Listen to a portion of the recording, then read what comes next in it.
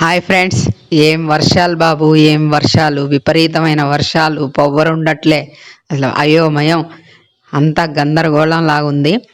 ఇక నిన్న ఎపిసోడు, ఈరోజు జరగబోయేది ఏంటి దాని గురించి మాట్లాడదాం. భరణి గారికి హెల్త్ బాగాలేదు, బయటికి పోయిండు అనుకున్నారు కదా. తనైతే హౌస్లోకి వచ్చేసిండు, కానీ గేమ్స్ ఆడలేడు. కాబట్టి బిగ్ బాస్ టీము పెద్ద ప్లాన్ వేసింది. ఈ స్కెచ్లో బలయ్యేది మళ్ళీ శ్రీజానే. శ్రీజాకి మళ్ళీ అన్యాయమే. శ్రీజ జర్నీ రెడీ కాబోతుంది. ఈ మధ్యలో రేపు కానీ ఎల్లుండి కానీ జర్నీ వేసి గెంటేస్తారు, ఇది మాత్రం పక్కా. బిగ్ బాస్ స్కెచ్ ఏంటంటే, భరణి గారికి హెల్త్ బాగాలేదు, గేమ్స్ పెట్టారు, నిన్న ఇంజ్యూర్ అయింది ఆయన. ఆ హెల్త్ బాగాలేకపోవడం వల్ల ఓట్స్ ఓపెన్ చేశారు. ఓట్స్ కూడా ఒక్కరోజుకే ఓపెన్ చేశారు. అది క్రాస్ ఓటింగ్ జరుగుతుంది. తనుజ ఫ్యాన్స్, సుమన్ శెట్టి ఫ్యాన్స్, దివ్య ఫ్యాన్స్, రాము ఫ్యాన్స్, ఎవ్వరు అందరు చాలామంది, తనకైతే ఇమ్ము ఫ్యాన్స్, వీళ్ళంతా కూడా ఎవరికి ఓట్ చేస్తారు? ఆయన యాక్టర్, ఆల్రెడీ కొంచెం ఫేమస్, బయటికి పోయి వచ్చిండు కాబట్టి ఇంకొంచెం ఆయనకి పిఆర్లు కూడా వచ్చారనుకుంటా. ఎక్కువే ఓటింగ్ అయితే శ్రీజ కంటే ఎక్కువే పడుతుంది. ఎందుకంటే శ్రీజ లోపలికి పోవాలని ఎంతమంది అయితే రిక్వెస్ట్ చేశారు, అన్ని ధర్నాలు అవి ఇవి చేశారు, కానీ ఆ ఓటింగ్లో అయితే ఆ ఫలితం చూపించలేకపోతుంది. బర్నీకైతే Tanuja fans full supporting voting చేస్తున్నారు.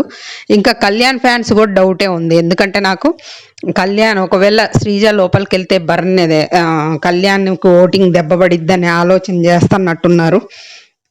కళ్యాణ్ ఫ్యాన్స్ కూడా ఓటు సరిగా వేయట్లేదు అమ్మాయికి. ఎందుకంటే తను లోపలికి వెళ్తే కళ్యాణ్ ఓటింగ్ చీలిపోద్ది, తను విన్నర్ కాలేడు అనే ఛాన్స్ ఏమన్నా ఆలోచిస్తున్నారేమో అని నాకు అనిపిస్తుంది.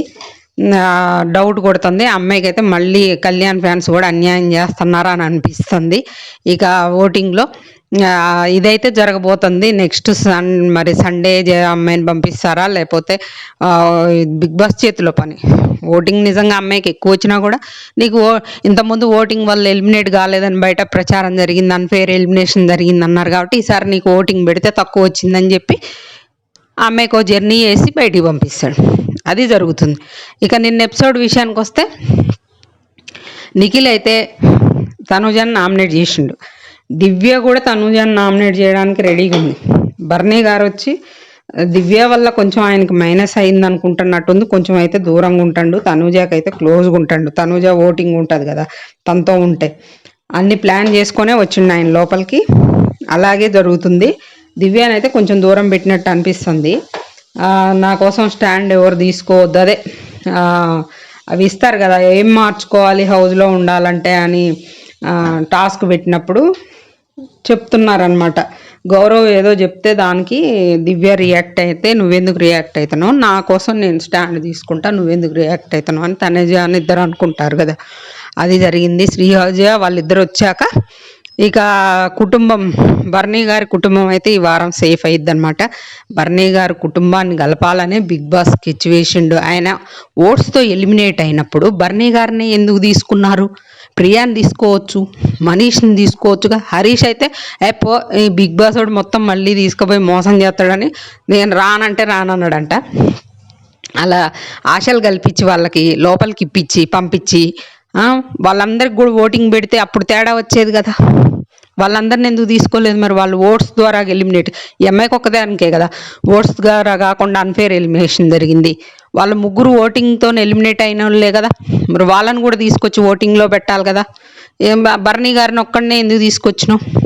భరణి గారు ఎక్కడే అన్ఫేర్గా ఎలిమినేషన్ అయ్యారు, ఓట్ చెయ్యకనే కదా ఎలిమినేట్ అయింది, ఓటింగ్ పడకనే కదా.